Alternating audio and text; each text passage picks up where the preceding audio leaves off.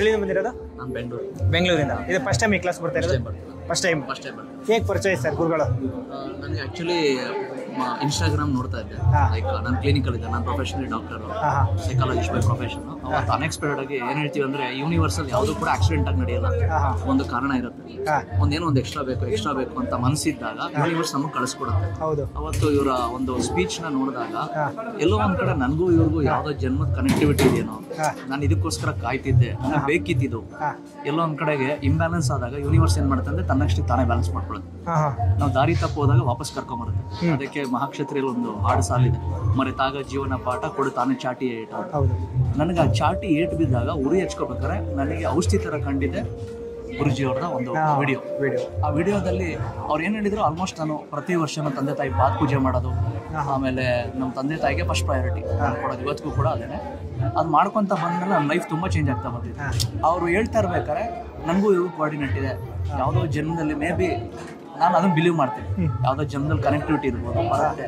Universe ನಮ್ಮನ್ನು ಒಂದು ಮಾಡ್ತಿದೆ, ಥಾಟ್ಸ್ ಆರ್ ಸೇಮ್.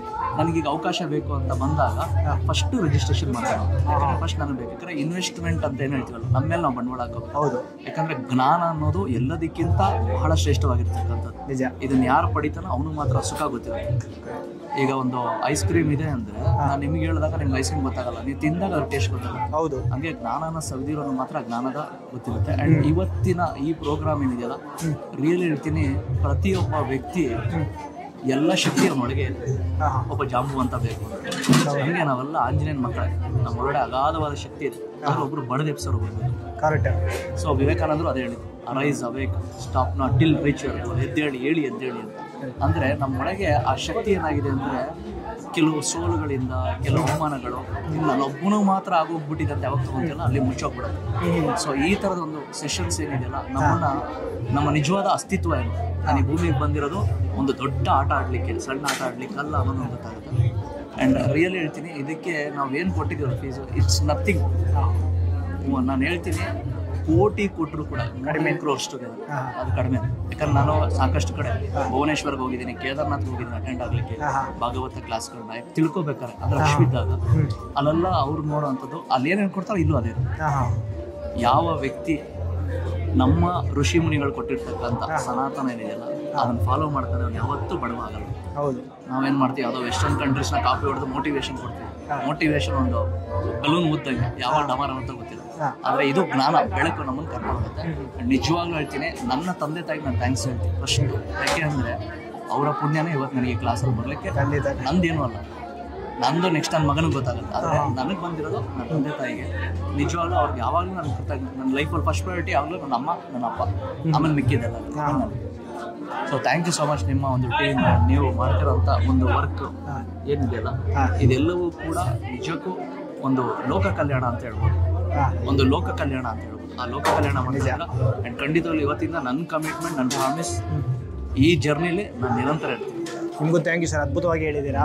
ಹಾಗೆ ಈಗ ಗುರುಗಳು ತಾಯಿಯ ಪ್ರೀತಿ ಬಗ್ಗೆ ಹೇಳ್ಕೊಟ್ರಲ್ವಾ, ಇದ್ರಿಗೆ ನಿಮ್ಗೆ ಹೇಗೆ ಅನಿಸ್ತು ಸರ್?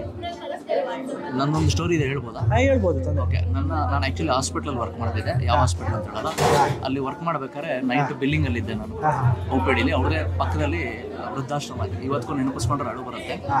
ಅವರ ಮಗ ಆಸ್ಟ್ರೇಲಿಯಲ್ಲಿ ಇದ್ದ. ಆ ತಾಯಿ ಯಾವಾಗಲೂ ಬಂದು ಬೆಳಗ್ಗೆ ನಾನು 8 ಗಂಟೆ ಡ್ಯೂಟಿ ಮುಗಿಯೋದು, ಬಂದು ಕುಂಕುಮ ಹಚ್ಬಿಟ್ಟು ಹೋಗೋದು. ಅವತ್ತು ಕಾಲ್ ಬಂತು ರಾತ್ರಿ ಬಂದಾಗ ಏನಂತ ಅಂದರೆ, ಮಗ CO ಹತ್ರ ಮಾತಾಡಬೇಕು.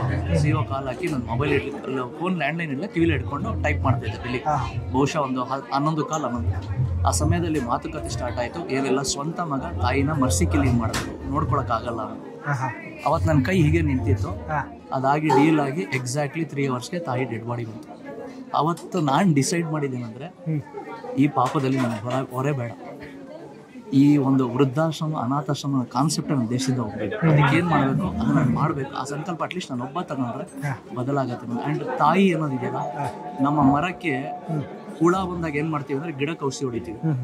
ಆ್ಯಕ್ಚುಲಿ ಹೊಡಿಬೇಕಾದ್ರೆ ಅಂದರೆ ಬೇರೆ ಹೊಡಿಬೇಕು. ಬೇರೆ ಯಾರು ಅಂದರೆ ನನ್ನ ತಂದೆ ತಾಯಿ. ಅದನ್ನು ಮರ್ತವನು ಈ ಪ್ರಪಂಚ ನನ್ನ ಮನುಷ್ಯ ಆಗೋಕ್ಕೆ ನಾಲಾಯಕ.